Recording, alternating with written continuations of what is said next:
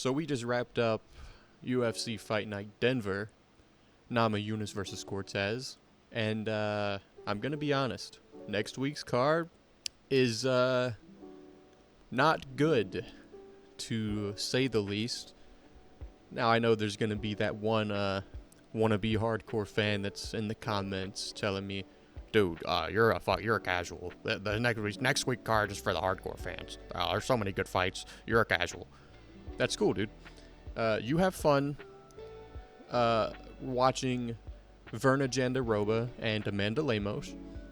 I will be watching it because I will watch every UFC card, no matter how bad it is. But I don't want to do predictions.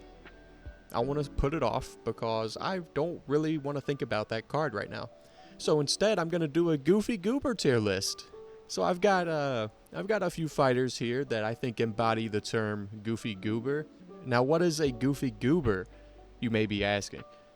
Well, a Goofy Goober, he's just a silly, goofy guy that, in one way or another, whether it's the way he fights, maybe he's got a goofy fight style, or maybe he's got a goofy personality, maybe he's got a goofy build. In some way, all these guys are Goofy Goobers. So I'm going to put them on a Goofy Goober tier list because that's more fun than predicting a fight night card headlined by Virna Jandiroba and Amana Lemos. So we're going to start with the first Goofy Goober. And it's... I can't see these, but I'm pulling them out at random. I cannot see them. This might be the biggest Goofy Goober in the UFC. Dricus du Plessis is up there in terms of Goofy Goober. Goofy Gooberness. I think I'm going to put him at A, man. He fights... It's really his fight style. He doesn't have a Goofy Goober personality. He's a bit of a gaslighter, you know? And he fights like a WMMA fighter. He just kind of closes his eyes and blitzes forward with his hands down, swinging like a cartoon character. So he fights a bit like a Goofy Goober, but it works somehow. Champion of the world, no idea how, but he has a pretty big Goofy Goober. So I'm gonna put him in the A tier. I might move him up to S as we go on. Nope, I just remembered I have someone on this tier list that is going in S tier. So we're gonna put Dricus in A tier. Next up, who is it? Benoît Saint-Denis. This guy is a bit of a Goofy Goober because first of all, look at how the way he got knocked out against Poirier, the way his arms were like stretched out over his head when he's laying on the ground. He kind of fell down like a cartoon character. It looked a little goofy. And also, look at this guy's face, man. His face looks like the like emoji with the raised eyebrow. That's what Benoît Saint-Denis' face looks like.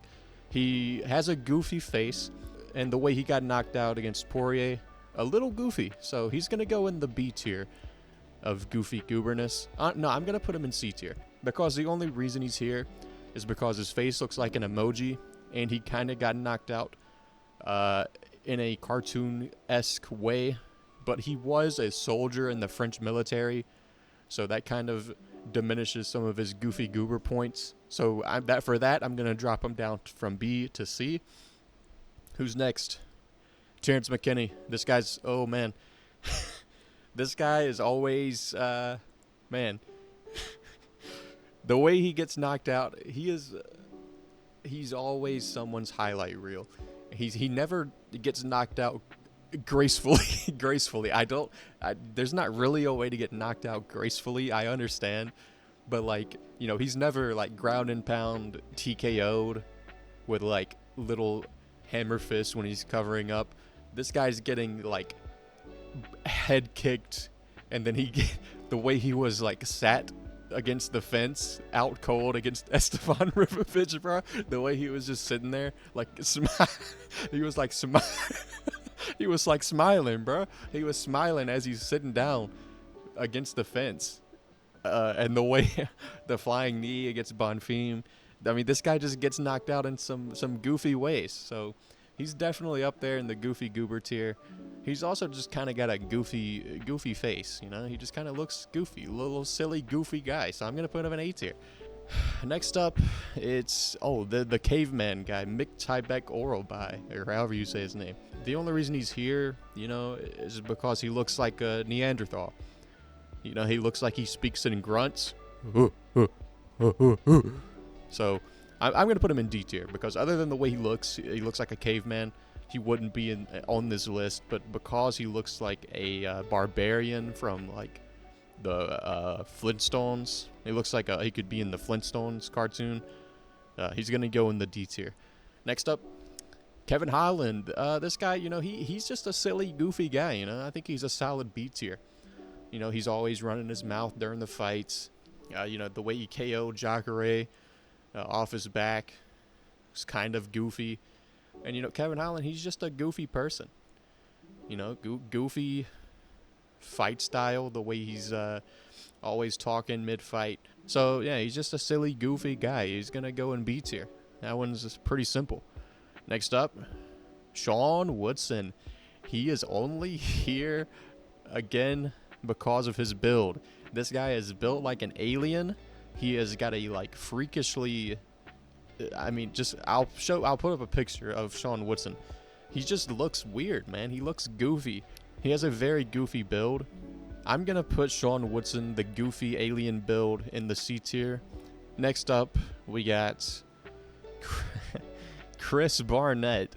Do I need to say anything? Look at this guy, bro. Jesus Christ. Look at the gut on this guy. He's an A tier. He is an A tier. He is a very silly, goofy man. I mean, look at the build. I mean, we talk about blobs. People call Shamil Gaziev a blob. This is a blob. Look at Chris Barnett. Good Lord. So he's got an interesting, goofy build. He has a goofy build. He has a goofy personality. And he's got a pretty goofy fight style. I mean, this guy's built like a blob, and he's throwing like spinning heel kicks and shit. So he's gonna go in the A tier of the Goofy Goober tier list, and I think he belongs. You know, I think he might belong. He's gonna belong at the top of the A tier. You know, he's very goofy. He's pushing S tier, but there's one man has S tier all to himself, and you might know who it is. Next up, though, we got Raul Rosas Jr. This guy, you know, he's got the whole chihuahuas thing. He's got the crimson chin. Very odd chin on this fella. And yeah, he's just goofy. The chihuahuas thing. Very, very silly little boy. You know, he's 19 years old. He's going to go right there next to Kevin Holland in the B tier of the Goofy Goober tier list. You know, he's got the crimson chin. He's got the catchphrase, the goofy catchphrase. So, yeah, I think he belongs right there in the B tier next to Kevin Holland. Next up, I think we got two more. And this one is Bryce Mitchell. Okay, this guy he is a goofy goober, you know. You know, he's always talking about his conspiracy theories, how the world's flat and this and that.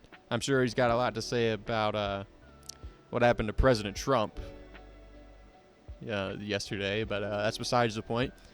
The way he got knocked out against Josh Emmett, you know, it wasn't even goofy. It was just kind of sad. He kind of like just seized up. So he's gonna go in the C tier. He is a little goofy little redneck talking about his conspiracy theories, and he's like got his camo shorts and he's training with like farm equipment and stuff. He's just a very goofy person. So he's going to go in the C tier. And it's time for the final individual. I saved him for last. There is one man, when you say the term Goofy Goober, this man is probably the first one that comes to mind. He needs no introduction. He's going straight to the S tier. It's Johnny Walker. I mean, come on. It doesn't get more Goofy Goober than Johnny Walker. This guy, all of his KOs are in Goofy Goober fashion. Every last one of them. He has not been KO'd in a normal way. Similar to Terence McKinney, like at least the Drew Dober KO loss was pretty normal. Johnny Walker, I've never seen Johnny Walker KO'd in a normal fashion. He's always getting the most Looney Tunes-esque knockout possible. I mean, you look at Jamal Hill, obviously that's like the number one example. Volkan Oezdemir was very Looney Tunes-ish. And then there was a fight, I think, on the regional scene before he got to the UFC where he got KO'd like 3 times. Like, he got KO'd and he stood back up and got KO'd again and stood back up and got KO'd again. Something like that. It was really crazy. So this guy all of his KO losses are very goofy. He's always doing his goofy little emotes. He dislocated his shoulder doing the worm after a win. During his introduction, he's always making goofy faces at the camera. And he's just a goofy man. He's like 6'7" or whatever. He's 6'6", doing the worm in the cage and then getting KO'd like a Looney Tunes character. So it was always going to be Johnny Walker. There's no other answer for the biggest goofy goober in the UFC. But that's it. That's the Goofy Goober tier list. Did I miss any goofy goobers? Let me know. I'm sure I'm missing a very goofy individual in the UFC that I completely forgot about. Let me know who you think I should have put on the Goofy Goober tier list. But yeah, like and subscribe. And Virna Jandiroba versus Amana Lemos picks will be out eventually, I guess, whenever I can handle the pain of how awful the card is and fight through it.